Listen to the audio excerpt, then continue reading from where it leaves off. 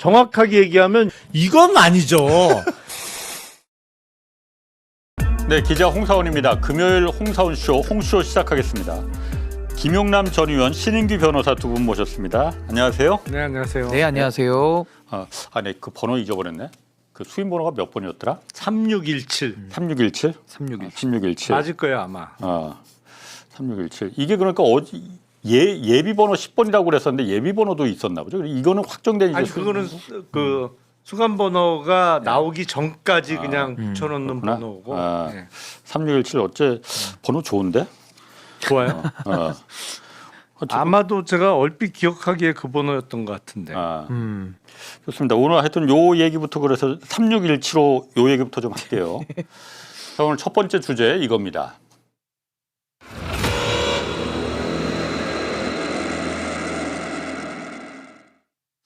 어떻게 타이틀 마음에 드세요? 네. 아니 제가 사실은 오늘 오전에 방송하면서 오후에 특검에 출석할 것 같냐. 그래서 나 안 할 것 같다.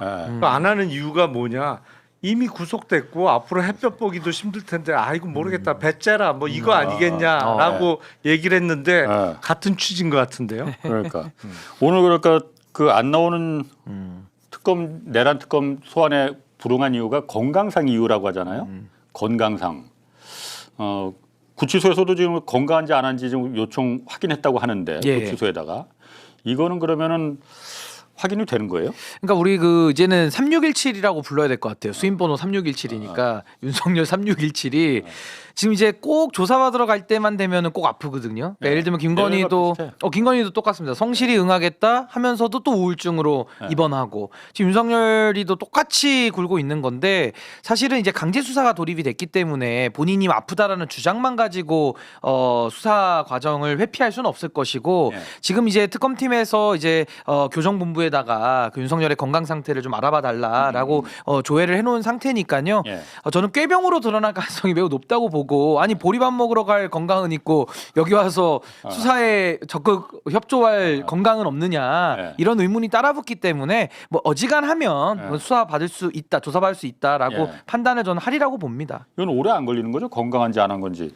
아니 그 구치소에는 의무과장이 있어요. 의사예요. 그분들이 다 의사 면허가 있는 의사예요. 그분들이 가서 이렇게 들여다보면 되죠. 자, 수감번호 3617 맞대요. 3617. 저는 희한해. 그런 숫자를 얼핏 본 것도 잘 기억해. 그러니까 시장에 밝으시잖아. 숫자에 시장주의자. 밝으시. 그래서 어떤 분은 3617이 아니라 18이었으면 더 좋았을 것 같다고. 왜? 18? 18? 17보다는 18이 더 좋지 않냐고.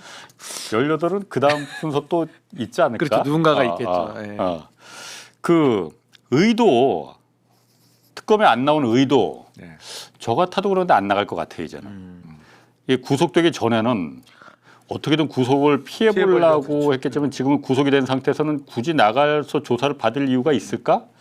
나 같아도 그런 생각 들 것 같거든요. 그거 맞죠? 지금. 그거겠죠. 아니 그리고 내란 특검의 수사만 받으면 되는 게 아니잖아요. 그렇지. 예.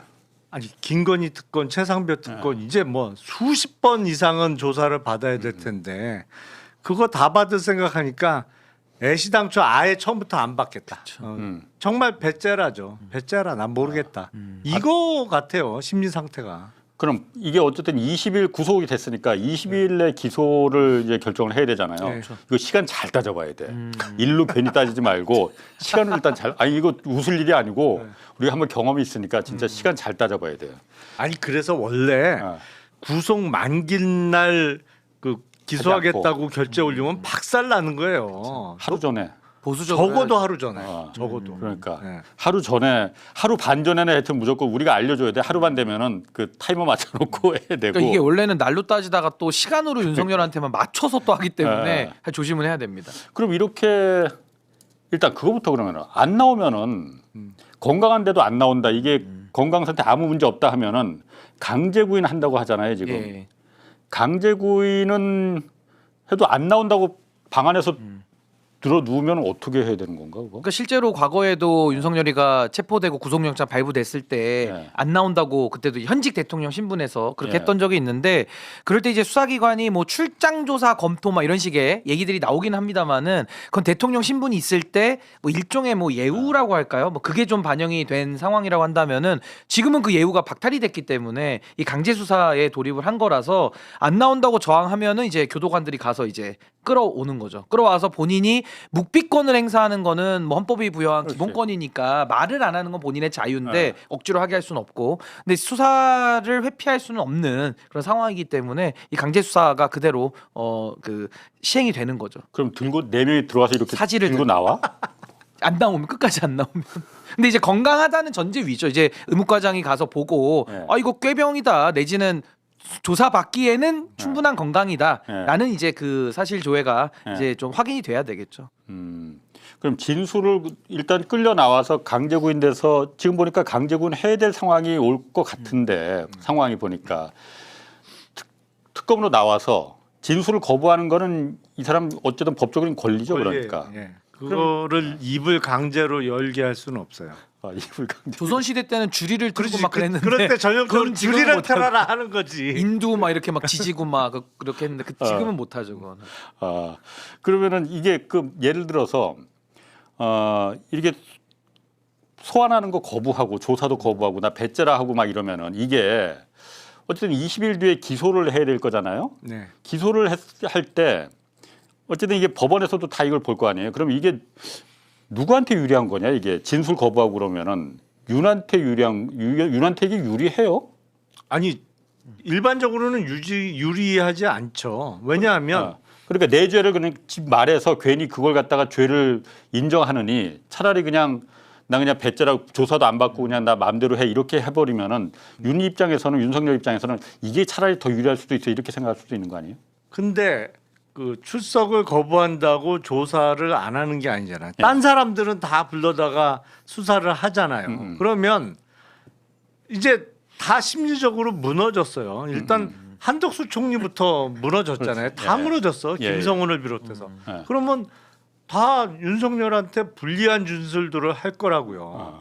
그러면 본인이 조사를 받으면 야 그거나 적어도 이건 아니야. 뭐 그때 내가 뭐라고 했어. 뭐 이렇게 말할 기회가 주어지지만 네. 아예 일체 조사를 거부하고 있으니까 네.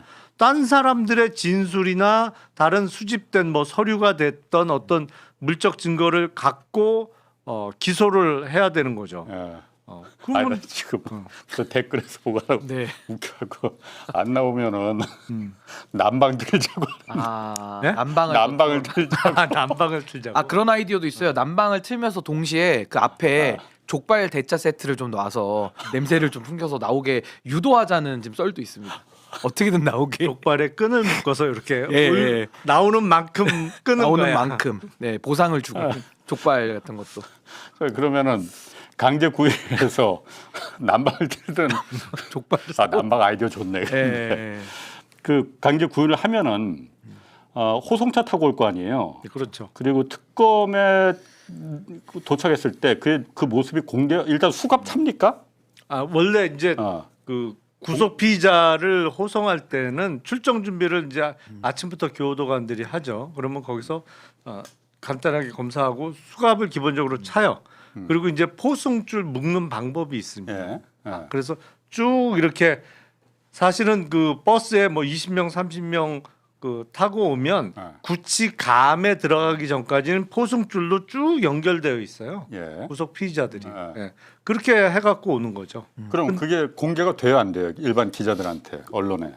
그 서울 고검청사는 새로 지은 청사잖아요. 예. 그래서 저게 구치감에서 서울 고검청사의 지하 통로가 연결되어 있는지를 잘 모르겠어요. 제가 그 청사에는 근무해 본 적이 없어갖고 그게 이제 원래 구치감이라고 예. 그 구속 피의자들 일시 수용하는 장소가 있거든요. 예. 서울 중앙지검 건물 뒤쪽에 있어요. 구치감이.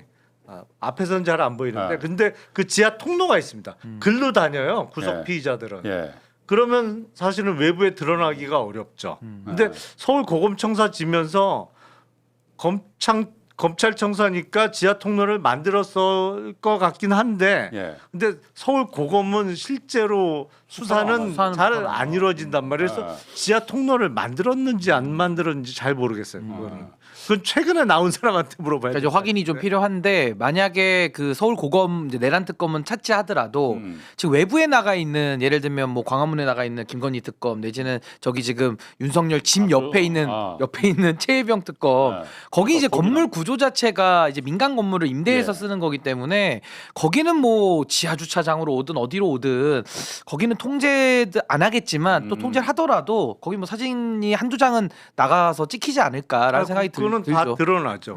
고검은 지금 건물 구조가 어떻게 되는지 잘 몰라서 아니, 지하 확인할 수 통로인 없지만은 유무는 잘 모르겠어요. 구치감에서 바로 연결되는. 지하 다른 통로가 김건희 있겠죠. 특검이나 최혜병 특검은 부르면은 소환 조사에서 나오면은 강제구인하면은 이건 공개가 될 수밖에 없겠네요. 구조적으로 그렇죠. 그건 민간 건물이니까요. 예. 그나마 김건희 특검은 그 광화문에 있는 그 KT 빌딩 예. 리모델링한 거 거길 쓰거든요. 예. 그건 건물이 크죠. 커서 당연히 지하 주차장도 있고 건물이 그 되게 큰 건물인데 예. 그래도 검찰청하고는 구조적으로 완전히 다른 그렇죠. 민간 건물이기 때문에 예. 이렇게 보면 뭐 다 보이죠. 그럼 수갑하고 포승줄 차고 들어가는 게 보이겠네 그러면은. 그럴 수 있죠. 네, 거기는. 윤석열 입장에서 그거는 참 죽기보다도 싫은 일일 것 같긴 한데. 뭐 그래서 지금 나가지 않는 상황일 수도 있겠고 아니면은 또 달리 생각해 보면 예. 윤석열 입장에서는 지금 희망이 없어요. 그러니까 어제 구속영장 발부될 때 아 이제는 못 나가겠구나라는 약간의 자포자기 예. 거의 절망 상태일 거거든요. 법정형 자체가 사형과 무기징역이고 그 내란죄 빼고도 예. 줄줄이 지금 수사받고 처벌받아야 될 죄들이 넘치기 때문에 오히려 그 박근혜 때보다 훨씬 더 심각한 상황인데 예. 박근혜 전 대통령도 수사에 잘 응하지 않고 재판도 안 나갔던 걸로 제가 기억을 하거든요. 그러니까 거의 뭐 재판 거부식으로 했던 것처럼 윤석열 입장에서도 오히려 나는 이 수사의 정당성을 아예 애초에 불신하고 부인하면서 오히려 정치 투쟁으로 억울하다라는 식의 프레임을 더 짜는 게 낫겠다라는 판단을 한 걸로 보입니다. 그럼 그 어쨌든 이 사람이 법에 대해서는 나름 이제 본인이 그러니까 그 많이 안다 이렇게 생각해서 온갖 법 기술을 쓸 텐데 남아 있는 이제 탈옥할 수 있는 남아 있는 법 기술이 뭐가 있을라나요 지금 이제 일단 적부심 구속 적부심은 아마 한다고 했고 뭐 지금 단계적으로 그 구속 적부심 사실은 체포 적부심도 했었으니까 그렇지. 원래 안 하는 건데 많이 체포 적부심은 실무적으로는 네. 거의 없어요 사례가. 근데 그 구속 적부심 뭐 네. 기소된 다음엔 보통 보석 허가 기소된 있죠. 이후에 예. 예. 아니 기소 전 보석 제도도 있긴 있는데 예. 구속 적부심을 했으면 기소 전 보석은 보통 안 하죠. 예. 성격이 비슷하기 때문에. 그래서 뭐 기소 전에는 구속 적부심했으면 기소 이후에는 보석을 청구해 볼 수가 있는데 그거를 그 가능성은 뭐 처음에 지기현 판사가 한번 석방시켜줬다가 그 난리가 났었는데 네. 저거 풀어줄 판사가 있을까요? 구속 적부심도 안 통하면 그 다음에 구속 취소도 또 한번 해볼 수 있는 거예요. 기소 이후에는 지난번처럼 구속 직위원이 취소를 이거 할 수 있는데 예. 제2의 직위원이 나오지 않는 이상은 근데 그때도 또 뭐 이걸 예상을 못 하고 당했거든요. 물론이죠. 직위원 물론이죠. 때도. 예. 그러니까 뭐 이번에도 마음을 다 내려놓을 수는 없겠습니다만은 하여튼 뭐 지금 현재 체제 내에서는 윤석열이 나올 길은 좀 막혀 있는 거 아니냐라는 생각이 듭니다. 직위원 정도가 아니고서는 쉽지 않죠. 적부심이나 하여튼 구속 취소 같은 경우는 현재 어쨌든 상식적으로 봤을 때는 그거는 가능하지 않은 일이다. 근데 보석 부분도 있긴 한데 이거는 워낙 그 형 자체가 높다 보니까 아마 보석 대상이 안 되는 걸로 예. 형량이 세가지고 나올 길이 근데 없을 겁니다. 구속 취소나 적부 만약에 풀어준다면은 지난번에 어쨌든 정권이 어정쩡한 상태에서 정권이 바뀌지 않은 상태에서 그렇죠. 탄핵 했다 전 하더라도 지금 만약 풀어준다고 하면은 국민들이 가만히 있겠나라는. 근데 상황이 다르죠. 그때는 윤석열이 헌법재판소에서 파면을 당한 게 4월 4일이고 예. 구속 취소를 내준 건 3월 7일이거든요. 그러니까 한 달 전이거든요. 그러니까 윤석열 체제 하에서 대통령직에 복귀할 수도 있겠다라는 가능성 속에서 직위원 같은 인물이 나오고 또 조이대 만행이 그 그랬네. 이후에 있었잖아요. 근데 예, 예. 지금은 아예 정권이 바뀌었기 그렇지. 때문에 지금은 뭐 제2의 직위원 내지는 조이대의 난을 또 한 번 상상하기가 예. 좀 쉽지는 않다. 그런 생각이 듭니다. 그 윤석열 그 어제 내란 재판도 불출석했잖아요. 예. 직위원 재판부가 하는. 예. 그래서 특검에서 신속한 재판도 요청은 했는데 일단 재판이 일주일에 한 번 정도씩 열리는 거잖아요. 지금 그리고 그마저 저 2주는 쉰다고 그랬었어요. 원래는 7월 말에. 예. 법정 수정 기간이라고 그래갖고 예. 2주 동안은 재판을 뺐는데 아니 약간 말이 안 돼요. 지금 재판 진행하는 거는 말 안 되는 거죠 이거. 말 안 돼요. 옛날에 박근혜 때는 일주일에 2번 하고 막 3번 하고 그러지 않아요? 그럼요. 2번이든 3번이든 해서 원칙적으로는 구속 내줘야지. 구속 기간 안에 예. 끝내려고 노력은 해야지. 예. 아. 이게 무슨 처삼촌 벌초하듯이 그냥 생각나면 한번 재판하겠다 뭐 이런 상태니까 이걸 그러니까 직연 부장판사가 그러니까 자꾸 의심의 눈길을 받는 거예요. 그러니까 본인이. 직연 부장판사가 의심을 여러모로 받는데 그때 구속 취소에서도 날로 돼 있는 걸 시로 바꾸고 또 윤석열에 대한 온갖 특혜를 다 베풀어주고 그러다 룸살롱 간 사진까지는 나왔잖아요. 물론 지금 뭐 감찰 윤리감사실에서 어떻게 하고 있는지도 안 알려지고 있고 그러니까 그것도 이런 상황에서 재판도 너무 불성실하게 했기 때문에 뭐 국민들께서 당연히 의구심을 가질 수밖에 없다. 어떤 모종의 예. 커넥션이 있는 거 아니냐. 근데 또 그러니까. 특검에서 이제 심우정과 직연에 대한 수사도 예. 이제 가져와서 하기 때문에 저는 뭐 수사를 통해서도 그 본질을 좀 어떤 내막이 있는지도 한번 좀 밝혀봐야 된다라는 생각이 듭니다. 대법원에서는 왜 그 윤리감찰 한다고 그게 벌써 이제 한 2달 되지 않았나? 그 왜 시간 꽤 지났죠 지금. 그냥 대충 넘어가자는 거예요? 그런 거 아닐까요? 그러니까 그런 거죠. 네, 그런 것 같아요. 그래서 사법부에 대해서 국민들이 검찰 다음은 사법부에 대해서도 이런 사법부를 국민들이 믿을 수가 있겠느냐 스스로 신뢰를 떨어뜨리는데 그러니까 이해는 안 돼요. 아니면 아니다 기면 기다 말은 해줘야 될 거 아니에요. 근데 조사를 감찰을 했으면은 아무 문제 없다는 발표를 할 수 있었으면 진작에 했겠죠. 그렇죠. 네. 뭔가. 문제가 없었다면 문제가 전혀 없다면 진작에 발표했겠죠. 국민들 감찰 다 그렇게 결과를. 생각하고 있어요. 뭐 있으니까는 발표를 못 하는 거네. 사진까지 나왔는데 이거를 어떻게 그냥 넘어갑니까? 넘어간다면 판사들의 윤리관이라는 게 그 정도 룸사롱 가는 건 괜찮은 거 아니야라고 생각을 하든지 아니면 자기들도 다 가니까 그냥 동료 의식으로 감싸고 가는 건지 그러니까 둘 중에 하나거든요. 문제 의식이 없거나 감싸주거나 예. 그거 외에 어떤 다른 설명이 아니, 그러니까 가능하겠습니까 이게? 그 본인의 해명처럼 가서 사진만 찍고 그냥 나왔다. 나온 거죠. 그러니까 그래서 인생 내 그것도 문제는 없겠지. 그러니까 네. 근데 술 한 잔도 안 마시고 정말 사진만 찍고 나는 바로 나왔다가 팩트라면 그거를 발표해야죠. 지금까지 발표 안 할 그러니까. 이유가 없죠. 그런 사진만 정말 찍고 나왔을 수도 있으니 그럼 그렇다고 발표를 해라. 그렇죠. 그럼 기자들도 확인을 하고 취재를 할 거 아니에요. 그리고 그걸 확인하는 게 어려운 일도 하나도 아닐 거란 말이에요. 동석자들 대법원에서는 동석자도 다 지금 특정됐을 거란 말이야. 근데 왜 이걸 갖다가 가타부터 왜 지금 그 쉬운 일을 왜 안 하니까는 당연히 국민들은 그런 경우는 이제 사진도 찍은 거죠. 그렇지. 플러스 알파로 사진. 근데 그렇게 되면 법원이 사법부가 독립이 돼 있잖아요. 사실은 고도의 자율성을 가지고 독립성을 누리는 건데 네. 이 사건도 하나 스스로 해결하지 못하고 동료 의식에 의해서 감싸주거나 여기서 미진하게 한다면은 이제 외부에 칼이 들어갈 수밖에 없는 겁니다. 개혁의 맞아요. 칼이 맞아요. 들어갈 수밖에 없다. 이거는 사법부 스스로 자초하는 거 아니냐. 직위원이 뭐라고 그거 맞아요. 하나 지키겠다고 조직을 그렇게 합니까?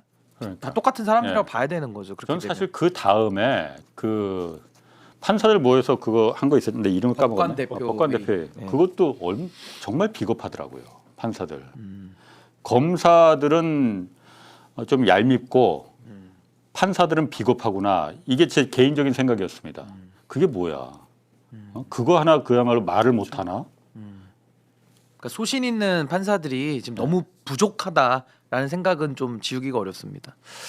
자, 일단 윤석열이 지금 그 구속된 게 특수공무집행 방해 요구하고 뭐 다른 혐의잖아요. 내란 재판이 허위공문서 아니고. 작성 그리고 이제 직권남용 이제 이런 죄로 들어. 그럼 이게 영장이 어차피 나온 거죠. 기소를 할 텐데 기소를 하면은 재판부가 어디가 될 거냐? 기존의 내란 재판부는 이제 직위원이고 따로따로 갈지는 않을 거 아니 이게 통상. 보통의 경우에는 병합 병합을 하지. 청구를 하죠. 예. 네, 그래서 그럼- 병합이 되죠. 그럼 보통의 경우 원래 재판부에 병합이 되는 게 보통의 경우라면서요. 그렇죠. 그럼 이번에도 그렇게 될 가능성이 높은가요? 그러니까 병합을 안 할 명분. 그러니까 직위원 판사가 재판을 이상하게 진행하니까 이번에는 병합 안 하고 다른 재판부에서 한다. 예. 라고 할 수가 없잖아요. 대법원에서. 참. 그건 그러니까 왜 이런 상황을 만들어? 현실적으로는 그렇게 보이는데 예, 예. 이게 통상 병합을 하는데 병합을 안 하려면 안 하는 명분이 있어야 될 거 아니에요. 그렇지. 병합할 것 같은데요. 할 수 없이. 참. 아니 제가 아까부터 자꾸 그 난방 틀으려는 그 댓글이 자꾸 머리 남았고 우리는 그 아이디어는 좋은 것 같긴 한데. 근데 지금 난방 안 틀어도 엄청 더울 거예요 지금 상황 자체가. 아니 그러니까 나오려면은 더 나오게. 자, 그 윤석열 얘기는 이제 거기 또 이제 뒤에 나올 테니까 한덕수하고 이상민 이 사람들도 지금 계엄 그날의 행적 그리고 거짓말 계속 지금 드러나고 있어요. 네. 일단 그 문서 계엄 관련 문서를 이 사람들 받았는지 안 받았는지 그동안 이렇게 답했거든요. 그거부터 먼저 답변부터 한번 좀 들어보시죠. 대통령이 지시사항이라고 해서 A4에 담긴 지시사항을 주었습니다. 알고 있죠? 저는 그건 모르겠습니다. 제가 받은 바는 없습니다. 국무총리실은 안 받았습니까? 제가 받은 바 그러면 다른 분들한테 받았다는 얘기는 못 들었습니까? 못 들었습니다. 대통령실에서 종이 쪽지 몇 개를 좀 멀리서 이렇게 본 게 있습니다. 연기로 따지면 정말 대종상감인 것 같아요. 나 정말 믿을 뻔했어. CCTV에 지금 다 찍힌 거 아니에요? 그러니까 그게 CCTV가 다 지워졌을 거라고 저 사람들 생각한 거죠. 드러날 거라고 생각을 안 하고 저렇게 거짓말을 태어나게 하는 거죠. 그러니까 저 다 거짓말이잖아요. 아니 다 거짓말로 드러났고 뭐 지금 JTBC 단독 보도 보면은 마지막까지 남아서 정리하고 했던 사람들이 지금 한덕수, 사람. 이상민 이렇게 확인이 되잖아요. 그러니까 뻔히 세상에 다 드러날 일을 정말 모르겠습니다. 그러니까 뭐 갑자기 내리는 소나기만 피해 보자라는 식으로 뭐 본능적으로 거짓말이 나왔을지 아니면 더 의도적으로 이렇게 했는지는 더 살펴봐야 되겠습니다만은 정말 국민들 앞에 자격 자체가 없는 그런 총리와 장관 아니었나 그런 생각이 듭니다. 그러니까 한덕수 같은 경우에는 다른 국무위원들 그 계엄 문건뿐 아니라 접견실에 있던 문건까지 다 챙겨서 그 분리수거하려고 그랬나? 하여튼 다 챙겨놨다는 거예요. 그리고 5장짜리 묶음 그 계엄 문건 뭔지는 내용은 아직 밝혀지지 않았지만 이걸 그 국무위원들하고 다른 국무위원들하고 같이 이렇게 보면서 논의하는 모습 여기까지 다 찍혔다는 거 아니에요. 이걸 CCTV를 딱 들이미니까 한덕수가 그동안에 못 봤다는 진술 이걸 그때부터 바꾸기 시작한 거 아니에요. 무너진 거죠. 그동안은 다 연기였다. 한덕수 총리가 천상 공무원은 공무원이에요. 예. 그러니까 이 양반 공무원 40 몇 년 한 사람이잖아요. 그걸 왜 딴 사람도 아니고 총리가 다 걷어왔겠어요. 그러니까. 그게 사실은 다 비밀 문서거든요. 예. 문서 관리 번호가 적혀 있는 비밀 문서란 말이에요. 예. 근데 다른 공무원들은 개념이 없어. 이게 뭐 별로 개념이 없거든.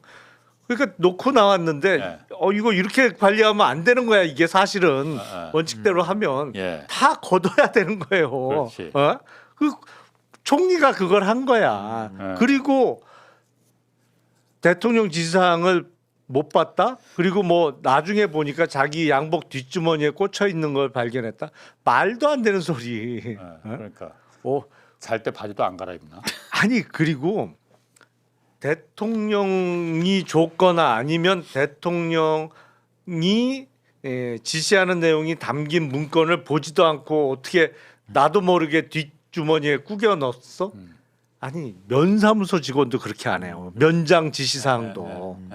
그리고 그 긴박한 시기에 그리고 그 긴박한 공무원 40 몇 년 한 사람이 대통령 지시 문건을 그렇게 다룬다고? 근데 CCTV는 거짓말 안 하잖아요. 그렇지.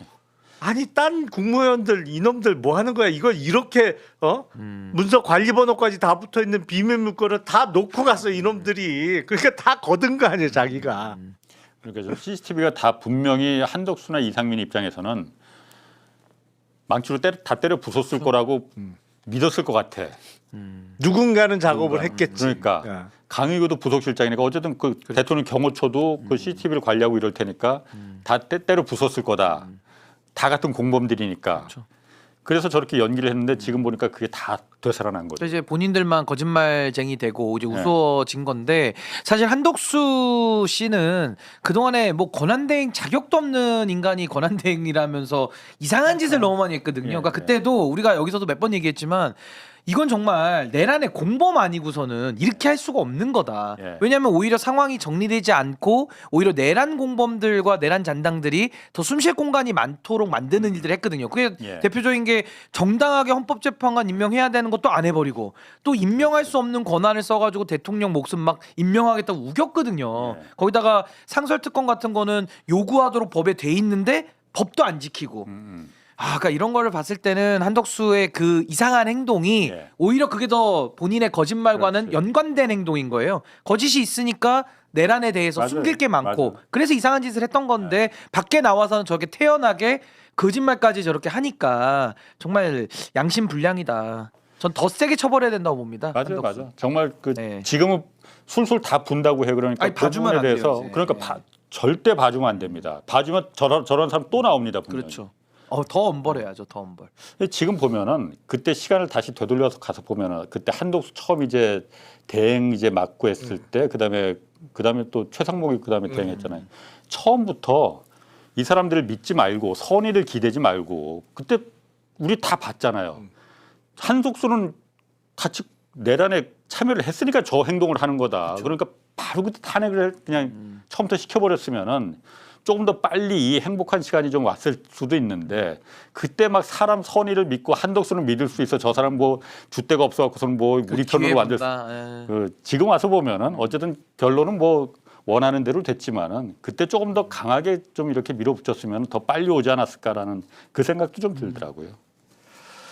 자, 숨어 있는 내란 공범들 지금 내란 특검에서 속도 굉장히 빠른 것 같아요. 뭐 뉴스가 워낙 많아갖고 막 사방에서 지금 압수수색에다가 소환에다 하니까는 뭐 좀 헷갈리긴 하는데 우리가 중요하게 볼 사람이 저는 이 사람이라고 보거든요. 조태용 그렇죠. 전 국정원장. 이 사람 이제 곧 소환된다고 하잖아요. 출국 금지도 됐어. 예. 이 사람은 내란에서 중요한 역할을 한 거죠. 일단 그 국무회의라고 주장하는 비상계엄 선포 전 회의에 참석을 했었죠. 국무위원도 아닌데. 예. 예. 그리고 조태용 전 국정원장은 여기저기 다 걸리잖아요. 그 최상병 최- 특검에서는 당시 대통령실 안보실장이었잖아요. 또. 그렇지. 예. 그때는 국정원장이 아니고 안보실장. 그렇죠. 안보실장을 하다가 국정원장 예. 갔으니까. 물론 그 전에는 대사를 또 했었습니다만. 미국 대사. 예. 예. 그러니까 여기저기 다 걸리는 데다가 예. 글쎄 국정원장한테 이런 방구 상의도 없이 아니면 어떤 예고도 없이 비상계엄을 선포했다? 그건 가능하지 않은지. 그것도 사실은 상상하기 예. 좀 어려운 상황이죠. 예. 예. 그리고 그 이후에 행동으로 보면은 상황 전개를 보면은 상의를 했어. 조태용하고는요. 그러니까 그런 행동들이 나왔지. 근데 조태용 국정원장은 사실 이 내란과 관련해서는 아주 그 중요한 역할을 전 했다고 봅니다. 왜냐하면 가장 직접적인 게 김건희랑도 비아폰으로 연락을 그렇지. 했던 걸로도 좀 나오고 있잖아요. 그러니까 예. 굉장히 저는 깊숙하게 내막도 알고 있고 좀 간섭을 한 개입을 한 인물로 좀 보여지고 예. 이 조태용이 원래는 의원을 하다가 비례대표 의원 하다가 이제 외교관 출신인데 결국엔 윤석열 정권 들어오면서 주미대사 갔다가 또 최혜병 사건 있을 때는 안보실장을 합니다. 예. 그러니까 여기는 내란 특검만 간 게 아니라 최혜병 특검도 또 갔다 와야 되고 그렇지. 김건희와도 비아폰까지 쓸 정도라면 전 김건희 게이트에서도 한두 개는 걸릴 걸로 보거든요. 뭐 여러 가지 뭐 주가 조작에 있어서도 뭐 삼부토건 얘기 나오니까 예. 다 이게 안보 이슈가 껴 있잖아요. 그러니까 뭔가 그러네. 역할을 했을 것 같아요. 예. 그러니까 거의 이 3특검에 모두 개근을 할 가능성도 있는 아주 중요한 인물이 전 조태용 아니냐. 그리고 마지막에 내란이 있을 때는 국정원장을 했고 그때 국정원장도 조태용 밑에 있는 그 홍장원 1차장 예. 이분이 진실을 밝히면서 그렇죠. 겨우 이제 여기까지 온 거잖아요. 예. 그러니까 굉장히 저는 윤석열 쪽에 하수인 역할을 많이 한 사람이다 이렇게 봅니다. 그러니까 조태용이 계엄 직후에 계엄 실패하고 나서는 나는 계엄에 반대했다고 계속 말을 했잖아요, 본인이. 근데 그때 우리가 타임테이블 보면은 이게 있잖아요. 홍정원하고 윤석열이 먼저 그날 밤 10시 53분에 통화를 했거든. 그래서 그 통화한 게 이거 우리 다 알잖아. 방첩사 도와서 싹 다 잡아들여라. 근데 홍정원의 반응이 좀 이때 그렇다 아니다 뭐 이런 사람이다 했지 이런 그냥 전화를 끊었는데 바로 2분 뒤에 또 윤석열이 국정원으로 돌아가는 차 안에 있는 조태용한테 전화를 하거든요. 뭔 내용인지 몰라. 그렇지만 이때 자 내가 다 홍정원한테 얘기해놨으니까 넌 가서 이제 방첩사 도와서 싹 다 잡아들이면 돼. 이재명하고 한동훈. 근데 막상 도착해 보니까는 홍정원이 지금 방첩사에서 이재명 한동훈 잡으러 다니더라. 이거 어떻게 내 지침을 달라 하니까는 조태용이 이게 뭐야? 얘가 우리 편 아니네. 그러니까 내일 아침에 얘기하자고 일어나서 가버린 거 아니에요. 자기는 그러니까 계엄에 찬성하는 줄 알고 홍장원도 찬성하는 줄 알고 우리 편인 줄 알고서는 뭐 얘기를 하려고 했는데 보니까는 아니더라 이거지. 그러니까 조태용은 빠져나갈 수가 없습니다. 저 보면은 그 최상병 특검 관련해서도 지금 그 조금 전 3시부터 김태효도 이제 여러 건에서 불려나갈 것 같아요. 당연히 조태용이나 마찬가지로 자주 등장인물 중에 한 명일 것 같은데 김태효도 소환 조사 중인데 일단 그런데 최상병 특검에서는 관련 인물들이 밑에 여러 명 있잖아요. 그러니까 그 이종섭 전 국방부 장관도 있고 임기훈 국방비서관 뭐 여러 명이 있는데 김기한 해병대 사령관부터 시작해서 대통령실의 비서관, 뭐 국방부 법무관리관도 있고 많죠. 그러니까 김기환은 소환 조사에서 불러긴 불렀는데 나머지 중요 인물들이 좀 밑에 인물들이 쭉 있는데 이종섭도 있고 아주 안 불렀고 그런데 왜 가장 위에 있을 법한 김태호를 가장 먼저 불렀을까? 근데 이게 좀 궁금하더라고요. 근데 우선 그 2023년 7월 31일 그러니까 이른바 VIP 경로설이 나온 회의에 참석했을 사람이고 틀림없이 그러니까 안보 관련 회의였어요. 그렇죠. 안보 수석 회의였습니다. 그러니까 일단 거기부터 확인하는 거 아닐까요? 그리고 밑에 어쨌든 수사가 밑에 쭉 훑고서는 그다음에 최종 정점을 갖다 마이크를 들이미는 거잖아요. 그렇죠. 일반적으로는 그렇게 수사를 하죠. 밑에서부터 올라가서 밑에서 위로 올라가는 수사가 일반적인 방법이고 김태호 정도면은 거의 윤석열 바로 밑에 급으로 볼 수 있기 때문에 좀 순서상 뒤로 가야 될 것 같은데 뭔가 확실한 뭔가를 그 혐의를 증거를 잡았으니까 가장 거기서부터 딱 들이민 거 아닌가요? 그럴 가능성이 있죠. 저는 그것도 있고 또 하나는 이 최혜병과 관련된 수사 사안은 이 수사 외압이잖아요. 근데 수사 외압과 관련된 증거나 그 범죄에 대한 확신이 너무 강력해요. 왜냐하면 윤석열의 개입, 윤석열의 그런 전화를 통한 뭐 공이 번호의 전화라든지 아니면은 출장을 나가 있던 그 우즈베키스탄인가요? 거기가 있던 이종섭 장관에게도 윤석열이 핸드폰으로 막 전화 걸고 있었잖아요. 그 시기에.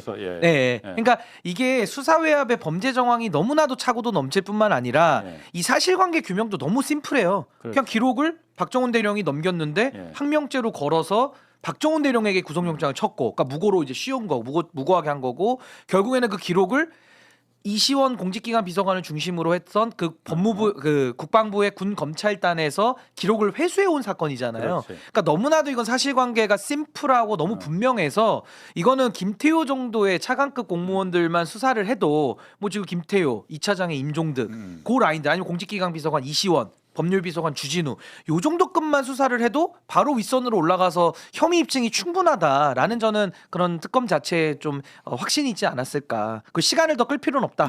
이 부분도 있는 것 같습니다. 새로운 학설이 나왔습니다. 원래는 밑에서부터 위로 올라가는 수사가 일반적인 거는 맞는데 특검 사무실이 그 서초동 아크로비스타 바로 가까운 데 있잖아요. 근데 김태호 차장이 아크로비스타 살잖아요. 그래서 거리 가까운 순으로 부른다. 거리순. 우리 맛집 검색할 때 거리순 찾듯이 가까운 사람부터 불러. 새로운 학설인데. 오늘 좋네. 컨닝했어요. 아니 이게 보면은 그때 아까 잠깐 말씀하셨지만은 이 최혜병 그 사건 관련해서 윤석열이 그 경로를 했다는 게 그 이런 일로다가 사단장을 갖다가 하면 누가 사단장 하겠느냐. 물론 그렇게 생각할 수 있습니다. 그런데 그게 처음부터 그랬으면은 처음부터 그랬어야 돼.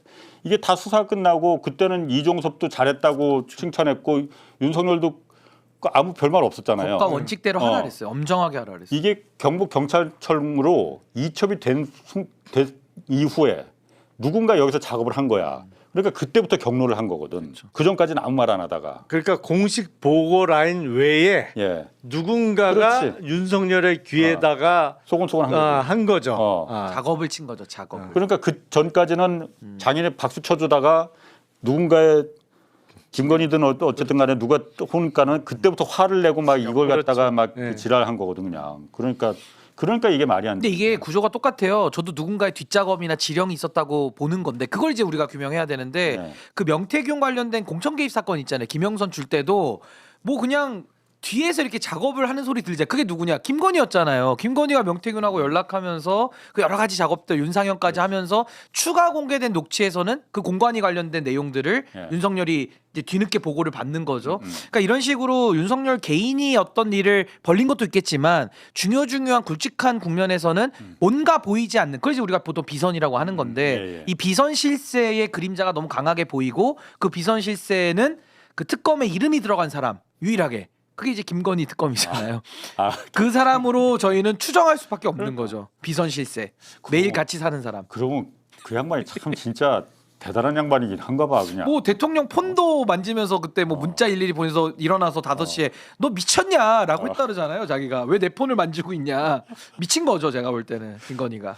저 그 김건희 그 이름 들어간 그 특검 뭐 이게 사실 저희가 그 세 개 특검이 돌아가다 보니까 헷갈리기도 하고 그런데 어쨌든 세 개 특검을 이렇게 뭔가 경쟁의 시각으로 안 볼 수가 없어요. 야, 쟤는 잘하는데 쟤는 뭐 하는 거야? 뭐 이렇게 안 볼 수는 없어요. 경쟁을 부추기는 건 아니지만. 아니 왜냐하면 예. 세계 특검의 수사의 물줄기가 향하는 곳은 결국에 한 똑같아. 곳이거든요. 똑같아. 그러니까 제가 윤씨 부부. 가끔 쓰는 표현인데 우리가 북한강, 남한강이 만나는 곳이 양술이잖아요. 이 세계 특검의 수사의 물줄기는 결국엔 하나로 합쳐진다. 예. 그래서 이건 삼술이 수사다. 오늘 좋네. 오늘 드립이 오늘 좋아. 몇 개 적어갑니다. 저 삼수리. 삼수리. 양수리가 아니고 삼술이. 아까 거리순 이런 거. 예. 삼수리 특검. 어쨌든 그래서 삼수리를 경쟁의 눈으로 이제 관전하는 입장에서 볼 수밖에 없는데 김건희 특검이 그러니까 어쨌든 지금 보면은 그 건진법사 관련해서 일단 청구한 압수수색 영장이 기각이 됐단 말이에요. 그래서 일단 저는 그런데 이게 상식적으로 저는 어쨌든 법조인이 아니고 상식의 눈으로 볼 수밖에 없으니까 솔직히 이해는 안 가요. 건진이 그 전성배 씨가 거짓말한 거 다 잃어버려 그 6천만 원짜리 목걸이니 백이니 다 잊어버렸다고 하니까 거짓말이라는 거 그 모르겠습니까? 근데 어떻게 이게 영장이 기각이 되지? 근데 이거는 비법조인의 시각뿐만 아니라 네. 법조인의 시각으로 봐도 이해가 안 돼요. 지금 서울중앙지방법원의 영장 전담 판사는 전부 4명이 있거든요. 예. 이상해요. 솔직히 말씀드리면 이상해요. 압수수색 영장을 이렇게 건진 관련한 압수수색 영장만 기각된 게 아니고 김예성 그러니까 그렇지. IMS 관련한 압수수색 김집사. 영장도 3번이 기각이 됐어요. 예, 예. 이정호 관련된 압수수색도 기각이 됐어요. 아니 이게 무슨 구속영장도 이렇게 많이 기각이 되면 이상한데 왜냐면 구속영장은 좀 까다롭게 보죠. 예. 정말 사람의 신병을 그죠. 잡아 넣는 거니까. 근데 압수수색 영장은요 발부율이 99%가 넘어요. 예. 특별한 경우 아니고서는 압수수색 영장 기각은 대단히 이례적인 일이에요. 근데 김건희 특검 관련한 수사와 관련해서는 발부보다 기각 숫자가 더 많은 것 같아 이게. 그러니까 김건희 관련해서는 네. 그러니까 그게 왜 김건희 특검이 가능성 두 가지예요. 그 압수수색 영장을 갖다 좀 허술하게 뭔가 부족하게 제출을 했을 수도 있고 아니면 뭔가 정말 김건희에 대해서 다른 힘이 지금 법원에 사법부에 작용하는 거 아니냐. 그렇게밖에 상상을 할 수가 없는 거 아니에요. 근데 첫 번째 가능성 압수수색 영장의 기록이 좀 허술해서 기각당하는 거 아니냐. 예. 뭐 그런 경우도 드뭅니다만 첫 번째 기각은 그럴 수도 있다고 치지만 기각 당해서 수사 기록을 보완해서 그렇지. 수사의 필요성, 압수수색의 필요성을 소명해서 2번, 3번 치는데 계속 기각한다? 그렇지. 이건 의도가 있는 거죠, 사실은. 근데 저는 그 이례적인 것도 이례적인 거지만 사실은 김건희라는 이름 앞에 붙으면 사법부가 상당히 이상한 판단들을 많이 하거든요. 그렇다라고 한다면은 사실상 조희대 대법원 체제하에서 가장 중요한 법원이라고 하는 이 서울중앙지방법원의 영장 전담 판사에 대한 인사를 할 때 그때는 그럼 영향을 안 미쳤을까? 김건희의 특성 아시잖아요. 비아폰으로 모든 공직자들과 다 연락하는 사람인데 그럼 이 사람이 그럼 굳이 사법부의 인사 내지는 김건희 입장에서는 언젠간 내가 법원에 가게 될 가능성이 있다라는 건 늘 예상이 되는 바운더리 안에 있는 상황 아니겠습니까? 예. 그렇다라면은 권력을 갖고 있을 때 여기까지도 김건희의 손이 뻗쳤을 가능성이 전 좀 있다고 보는 거고요. 아까 말씀하신 대로 뭐 내용이 좀 부실했다? 아니 특검팀도 민중기 특검도 판사 출신이고 법리에 밝으신 분이고 밑에는 다 검사들이 지금 특검 보러 가 있는데 이 팀만 부실하다는 것도 이해가 안 돼요. 그리고 압수수색 영장 청구하는데 증거를 확보하려고 압수수색 영장을 청구하는 건데 어떻게 증거를 뭐 다 소명해가지고 갖고 옵니까? 압수수색 영장은 그래서 99% 이상 발부를 해주는 게 원칙인데 그 원칙이 지금 김건희라는 이름 세 글자 앞에서는 계속 제동이 걸리거든요. 그러니까 이거는 저는 특검팀에 대해서 우리가 뭐 부실하다 문제 제기를 하기보다는 전 뭔가 사법부 쪽에 김건희의 어떤 은밀한 손이 뻗쳐 있었던 거 아닌가.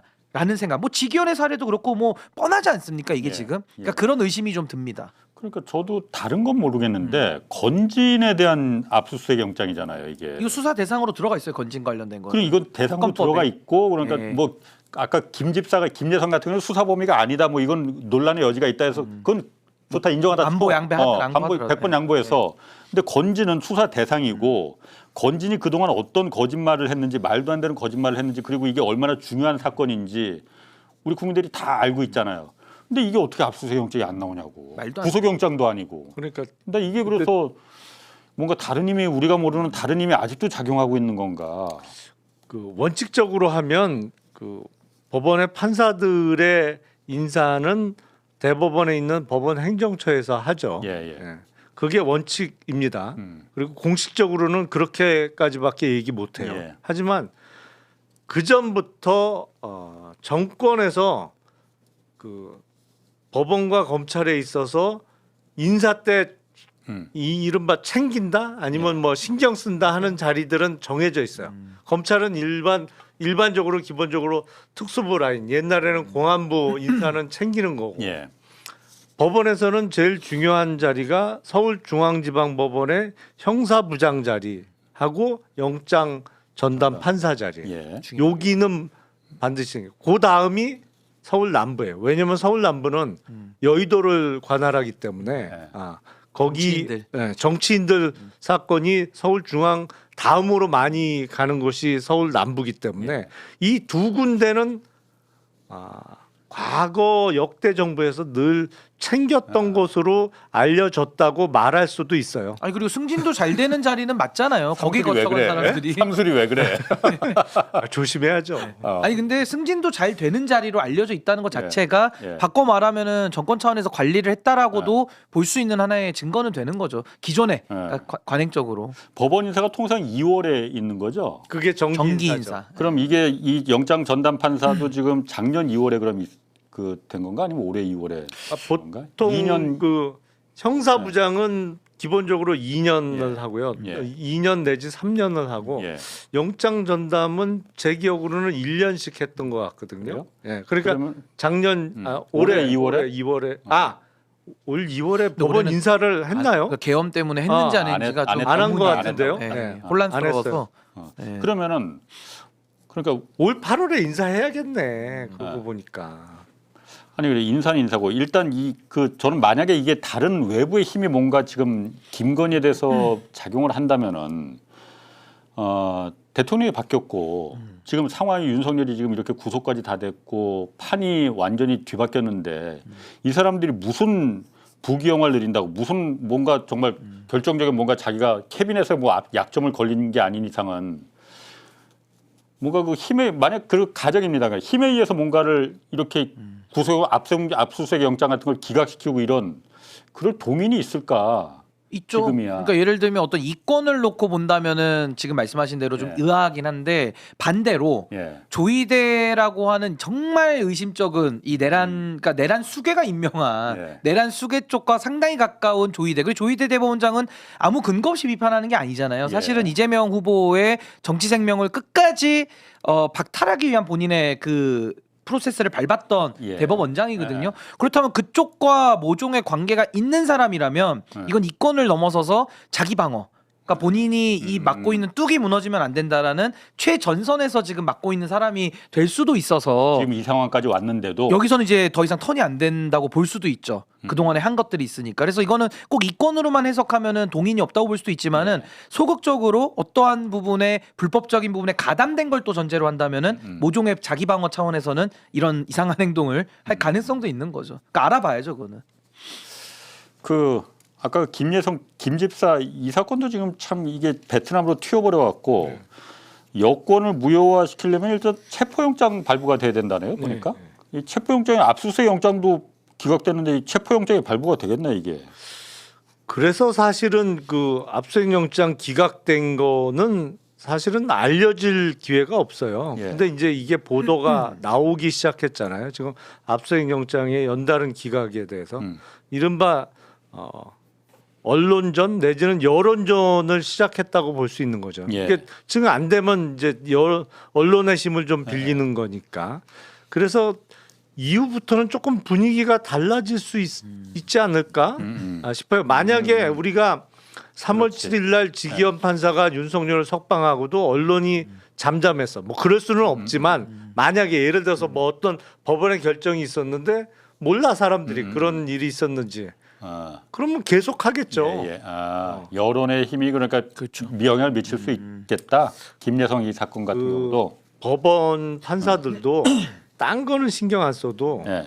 그 여론은 조금 신경 쓰더라고요. 보면. 근데 이게 김예성 사건이 굉장히 어떻게 보면 좀 큰 충격이죠. 충격이기도 하고 사실 김건희의 집사잖아요. 예. 집사인데 지금 벌렸던 일들이 결국 구조적으로 보면 그 최순실 사건하고 되게 유사해요. 결국에는 기업들의 그렇지. 돈을 뜯어내는 식으로 그 본인의 뭐 비선 실세로서의 예. 영향력을 활용했다라고 지금 의심을 받는 거기 때문에 예. 이거는 굉장히 국민들의 공분을 살 수밖에 없는 그런 뭐 돈 뜯어가는 기업들의 그런 구조여서 저는 이 부분도 이제 보도가 많이 되고 있고 공론화가 되고 있기 때문에 이제 지금부터는 또 사법부가 상당히 여론을 좀 신경 쓸 가능성도 좀 있다 저렇게 봅니다. 이게 의미가 있는 게 맨날 뭐 핸드백, 구두, 목걸이 이런 거 뭐 받았다, 중간에 보관하다, 잊어먹었다 이런 얘기만 나오다 이제 본격적으로 돈 얘기가 나오기 단위도 시작한 크고 거죠. 네, 네. 단위도 크고.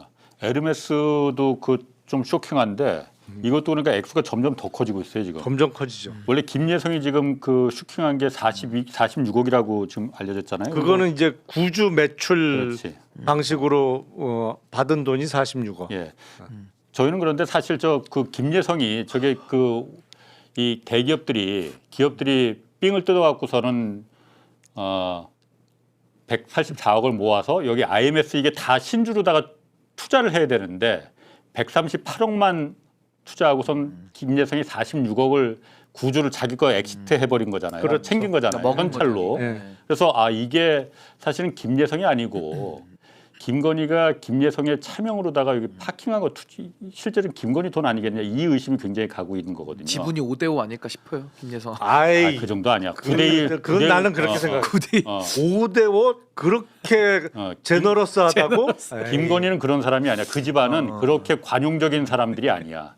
그런데 46억만 그게 아니고 오늘 중앙일보에서 아까 잠깐 그 전에도 보면은 이게 아니고 92억이 그 IMS 모빌리티라는 데서 사라졌다는 거예요. 이게 뭐냐면 이게 다 김건희 비자금을 빼돌린 거 아니냐. 김건희가 이거 비자금으로 다 기업들 삥 뜯어 갖고서는 그걸 합법적으로 갖고 간 거 아니냐. 이 의심을 하는 게 뭐냐면은 요 IMS에 138억이 들어갔다고 했잖아요. 138억이 들어갔는데 그 해 2023년에 외주 용역비로다가 92억이 사라졌다는 거야. 지출이 됐다는 거야. 야. 그래서 실제로 한 40억도 안 되게 실제로는 얘네들 다 돈 이렇게 몇백억씩 잘 184억 모아서 40몇 억만 들어가고 나머지는 외주 용역비가 92억이 들어갔다는 거예요. 이게 말이 되냐 이거지. 좀 속된 표현으로 얘기하면 그냥 한 번에 털어먹은 거죠. 그러니까 돈 들어가자마자 구주 매출로 46억은 가져가 버리고 네. 이거는 이제 갖고 있던 주식을 구주를 팔았다는 명목으로 가져갔는데 아니 저 회사가 누적 결손이 370억 정도 났고 사실상 자본 잠식 상태에 있는 깡통뿐인 회사인데 그 회사 주식을 누가 그렇게 비싸게 사냐고요. 그렇지. 그런데 그뿐만 아니라 외주 사실은 회사 돈 빼먹을 때 가장 많이 사용하는 방법이 용역비 명목으로 빼는 거잖아요. 다 그렇게 빼먹습니다. 근데 다 그렇게 빼먹더라도 저렇게 심한 경우는 처음 봐요. 아니 어떻게 들어간 돈에 다 빼먹었어. 거의 90%를 바로 아직 한 80% 되나? 들어가자마자 용역비를 저렇게 다 빼요. 저렇게 그럼 또 노골적인 저렇게 경우가 빼먹는 있어. 걸 갖다가 카카오니 효성이니 뭐 키움인 이런 애들은 다 재무제표 보고 이렇게 빠져나왔는데 자기네들이 투자한 돈을 가만히 잘했네 이러고 있었다는 거 아니야? 잘 해먹었네 이러면서 구경만 처음부터 하고 저거는 빼먹으려고 만든 거예요. 돌려받을 생각이 없는 그러니까 투자금이 아닌 거죠. 그러니까 저 회사는 다 조금 뒤에 말하겠지만 리스크가 그때 당시에 있었던 회사들이잖아요. 하나 빼고. 자, 더 황당한 게 저 외주 영역비를 그래서 92억을 2023년도에만 딱 썼어요. 그 전에는 외주 영역비라는 게 없었어. 딱 제로야 전부 다. 그렇지 렌터카에서 무슨 외주 영역을 해. 그래서 왜 92억이 저렇게 들어갔느냐 했더니 중앙일보에다가 해명을 한 게 뭐였냐면은 처음 해명은 이거였었어. 온라인 플랫폼 회사 관계사들이 있었다는 거야, 자기네들. 여기 직원들 인건비로다가 92억을 한 해에 92억을 썼다는 거예요. 한 해에 갑자기. 한 해에 아마 본사 직원들의 몇 배를 아마 줬나 봐. 그러니까 이게 자기네들도 보니까는 해명이 좀 그렇지. 이게 말이 안 되지. 그러니까 그다음에 다시 입장을 바꿨다는 거예요. 바뀐 게 더 웃긴 게 이게 렌터카 회사잖아요. 뭐 BMW 50대 임차해서 뭐 네. 떴대는데 중고차를 렌터카에서 중고차가 되니까 이걸 갖다가 이제 시간이 지나면 지역으로 다 옮겨서 거기서 운영을 했나 봐요. 이거 탁송비로다가 다 썼다는 거 92억을. 그래서 탁송비하는데 한 대당 6만 원에서 7만 원 정도 든다는 거야. 내가 또 이거 계산해 봤잖아. 그래 7만 원으로 하자. 7만 원. 7만 원으로 하면은 92억이 되려면은 1년에 13만 1,400대를 옮겨야 되는 거거든요. 그렇죠. 매일 일주일 토요일 일요일 다 합쳐서 일주일 내내 하루에 매일 360대씩 옮겨야 돼요. 이게 말이 되냐고. 좀 핑계를 말이 대더라도 되는 얘기를 해야 되는데. 하루에 360대를 저 회사는 무슨 놈의 렌터카 회사가 아니고 무슨 차 이동 회사야. 매일 360대를 갖다가 토요일 일요일도 쉬지 않고 지방으로다가 뭘 그렇게 갖다 보내냐고. 그 정도 탁송 건수가 되려면 글로비스 정도는 돼야 되는 거 아니에요?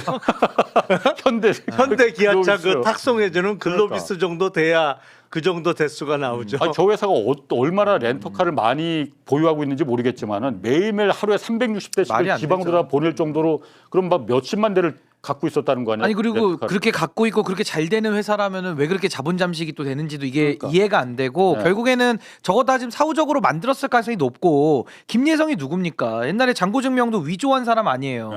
그럼 저거 위조 못 하겠습니까? 네. 하루에 350대씩 네. 옮겼다. 그러니까 그냥 모든 게 위조와 조작일 가능성이 매우 높다. 그리고 저거는 슈킹하기 위한 빼먹기 위한 하나의 어떤 도구와 툴로서 쓴 것으로 봐야 되기 때문에 저거는 뭐 수사 들어가면은 바로 좀 밝혀지지 않을까 야, 싶습니다. 근데 진짜 무식하네요. 그러니까 무식하게 무식하면 먹었죠. 용감하다고. 차라리 해명을 안 했으면 모르겠는데. 아니 138억 들어가자마자 그냥 바로 그해 92억을 용역비 명목으로 바로 빼버려. 빼버려. 그해.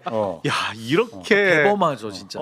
이렇게 무식해서 용감할 수 있나? 진짜. 그러니까 겁이 없는 거지. 아니 근데 그 겁이 없는 게 윤석열 때문인 거죠. 그렇지. 봐줘왔기 때문에. 여태까지 그래 왔으니까. 그러니까 장고증명도 뭐 조작해서 했는데 뭐 아무 일 없고 뭐 네. 자기들끼리 해먹었으니까. 그러니까 삼부 토건도 똑같이. 그렇죠. 겁이 그걸 갖다 없죠. 겁이 없었던 거야. 이 친구들은 우리는 힘이 있으니까 그렇죠. 검찰 권력이 등에 있으니까 우리는 뭐든지 해도 돼. 뭐 금감원도 다 장악해 있고 자기들이. 네. 예. 금감원 얘기하니까 그 얘기도 해야 된다. 어쨌든 저게 카카오나 효성이나 전부 다 저 회사들이 지금 보면은 말도 안 되는 지금 슈킹을 당한 거잖아요. 근데 그때 카카오 모빌리티는 그때 무슨 리스크가 있었냐면은 그때 분식회계 이거로다가 카카오 모빌리티 상장 아직도 못했어요. 그때 막 예, 상장해야 된다고 하려고 했는데 했죠. 예. 분식회계 건이 걸려갖고 분식회계도 그때 크게 걸렸어. 그래갖고서는 금감원에서 이거 감리를 시작했거든요. 이러니까 이제 그 IMS 모빌리티에 30억을 갖다가 삥을 준 거거든. 그리고 나서 어쨌든 간에 징계를 받긴 받았는데 고의성이 없다. 그래서 상장을 할 수 있는 여건을 만들어줬어요. 그러니까요. 금감원이 만들어준 거죠. 만들어준 거야. 네. HS 효성도 그때 조현상 그 효성 회장 돌아가신 조성래 회장의 삼남입니다. 이 사람 공정위 조사 걸렸었거든요. 이때도 그래서 이때는 공정위에서 조사하는데 가장 낮은 징계 처분 30억 받고 가장 낮은 징계 처분 경고로다가 때려 막은 거거든요. 공정위하고 금감원이 그때 왜 이렇게 낮춰줬는지 징계를 이렇게 솜방망이로 했는지 이것도 조사해야 됩니다. 이거 조사해야 돼. 저게 유전무죄잖아요. 그러니까 돈으로 다 산 거 아닙니까? 저 그렇죠. 처분을 낮추기 위해서 사실상 로비 내지는 뇌물로 좀 봐야 되기 때문에 저 관련된 사람들 싹 다 저거는 뭐 다 수사해서 처벌하지 않을 길이 없다. 그럼. 너무 심각하다라는 생각이 듭니다. 그때 키움도 그러니까 그 10억을 투자했거든요. 투자라기보다 그냥 삥을 줬거든. 키움도 그때 그 SG 증권 그 주가 조작 그렇죠. 사건으로 자기들 현안이 다 라더견 있었던 사태 거죠. 있었지. 네, 현안이 다 있었던. 그거는 아무 처벌도 안 받았을 걸? 라더견 사태. 키움? 그때 키움이 제일 크게 보도가 되고 그랬었는데 예. 라더견 왜냐면 키움 그 그때, 회장이 예. 자기가 갖고 있는 다우데이터라는 주식을 예. 그 사건 터지기 전에 바로 직전에 다 팔아버렸거든. 팔았죠. 예. 예.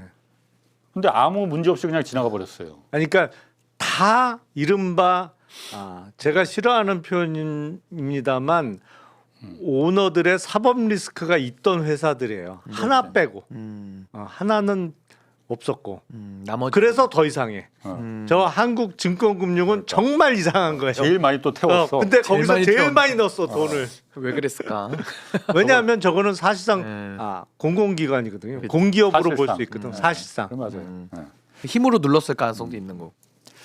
자, 오늘 아까도 잠깐 말했지만 임종득 의원 오늘 그 최상병 특검팀이 압수수색했어요. 당시에 이제 안보실 2차장이었으니까. 예.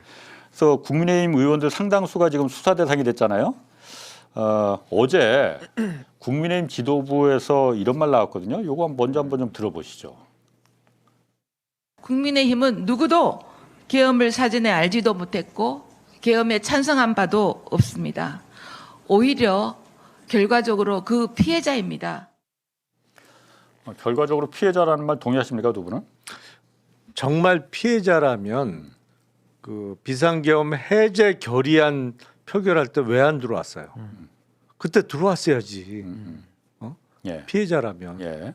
그리고 12월 7일 날 1차 그 탄핵 소추안 표결 때 왜 부결됐지. 다 집단 퇴장해 갖고 부결시켰어요. 예.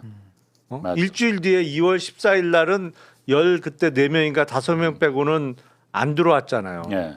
대부분은 안 맞아, 들어온 거지 그러니까. 맞아. 피해자라면 그렇게 할 수가 없죠.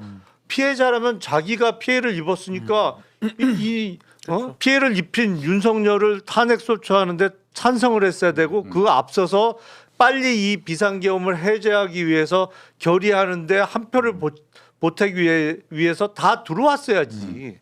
앞뒤가 안 맞죠, 저거. 아니 그것도 그렇고 그러니까 12월 14일에 이제 탄핵 의결이 된 거잖아요. 의원님 말씀하신 대로 피해자라면 당연히 다 12월 7일부터 와서 한 주라도 빨리 했었어야 되는 거고 또 하나는 왜 그 의원들 30-40명이 관저 앞에 가서 윤석열 체포하지 말라고 왜 그렇게 연설한 겁니까? 왜 정광훈하고 함께 했어요? 그러니까 그건 윤석열을 사실상 두둔한 거잖아요. 내란 동조, 내란의 선동이라고까지도 국민들이 보고 있는데 조은이도 거기 가지 않았었어요 그때? 그거 제가 이제 기억은 갔었어. 아마 갔을 겁니다. 근데 그게 조은이뿐만 아니라 뭐 나경원, 윤상현 다 갔잖아요. 그러니까 당의 주류들이 윤석열에 대해서 그렇게 지키기 운동을 했는데 이제 와서는 끈떨어지니까 또 피해자들 자기들이 피해자래요. 예. 이거 정말 기회주의의 끝판왕 아니냐. 저기 있네. 김기현 기회주의. 의원 바로 옆에 옆에 있네. 있네. 또 앞자리 있었네 센터에. 앞줄에 섰네요. 근데 피해자가 왜 저기 가서 왜 내란범을 옹호합니까? 그러니까. 저거는 인지 부조와 비슷한 거예요. 제가 볼 아니, 때는. 조은희 의원 제가 알기로는 재선밖에 안 되는데 이 5선들 쓰는 앞줄에 서 있네. 장학생이네요. 내란 장학생. 근데 조은희 의원이 어쨌든 지금 그 비대위원이니까 지금 저렇게 피해자다 이렇게 얘기를 한 거잖아요. 너무 좀 이거 심하잖아요. 표현 자체가. 아니 그런데 그 조은희 의원은 사실 수사 대상 아니에요. 그러니까 명태균 공천 개입 때 그때 우리가 한 거 있잖아. 그때 명태균이 한 말 있잖아. 조은희하고 조은희하고 그렇죠. 이런 네. 통화했다는 거. 네. 그거 잠깐 그거부터 들어보시고 오랜만에 한번 다시 한번 들어보시죠. 아까 조은이 전화 왔더라고. 생각하신 대로 두 사람 다 앉히고 저 조은이도 만들어 주셨고 김영선도 만들었으니까 이제 우리 명 대표님은 이제 영남의 황태자십니다. 이때 조은희도 어쨌든 국회의원 보궐로 된 보궐로 게 그때 처음 된 거죠. 그때 그러니까 된 2022년 6월 1일 그 지방선거하고 동시에 실시된 국회의원 재보궐 선거 때 처음으로 배지를 단 거죠. 그 전에 구청장이었잖아요. 네, 서초구청장이고 하다가. 서초구는 어쨌든 국민의힘 타이틀만 달면은 무조건 되는 건데 사실. 후보 경선이 내부 경선이 힘든 거잖아요.